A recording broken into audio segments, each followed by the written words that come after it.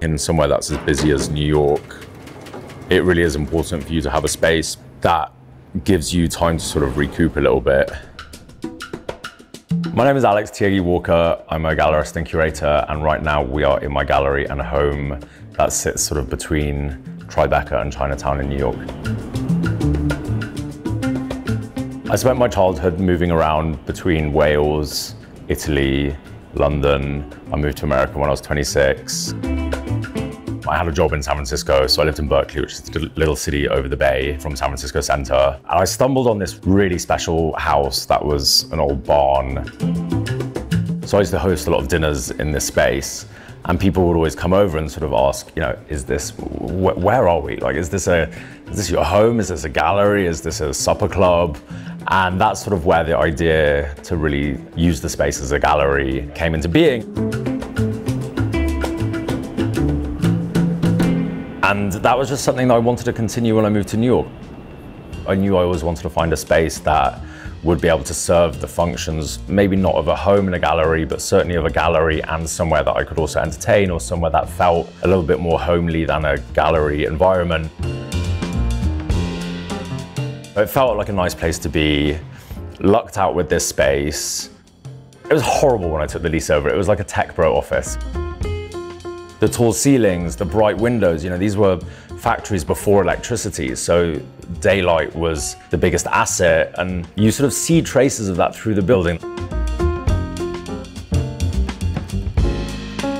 There is this sort of energy in these Tribeca buildings that is so exciting. I think even if I were to have all the funds in the world, I'd probably keep the place feeling this scrappy. I'll do things like, where there are little old drill holes in the wall, I'll use those to put incense sticks. I really enjoy that there are so many layers to this building, and that those are part of, I don't want to use those as obstacles in the space. I want to use them as ways to sort of enhance what I'm doing and almost structure the way that I present things in here. The piece in here that's most asked about by people, you know, how much is this, or can I buy this, are these two red sun chairs that I refuse to sell. I'm obsessed with them, everyone's obsessed with them, but that's why I have them. They always live here, they're really fun. I think everything you do as an adult is really influenced by your sort of understanding of the world when you were learning what the world was. And, you know, I was certainly brought up in a very social family where, you know, people would just drop in and that's fine. You know, let's pull up an extra chair to the table. Most fun evenings or openings or events here have happened because of that. And one of the things I've loved the most since living in New York is that element of spontaneity, being able to text someone and invite them up to the space an hour before, have people dropping by. And that level of spontaneity has really crossed into the way that my show works as well. You know, the show that I have up at the moment, Lindsay Adelman, the works that she created for the show are a result of the spontaneous interaction she's had with different makers and glass blowers that have come together to put together the pieces, but even the way that we've displayed it. And, you know, I want people to walk into the space and to feel instantly at home.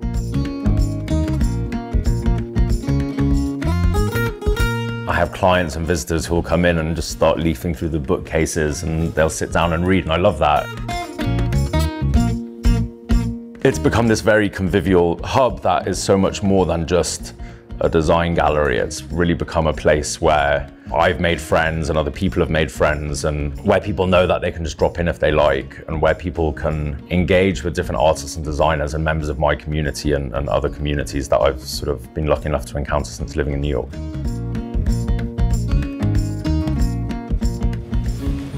Oh, hey, I'm afraid we're closed today.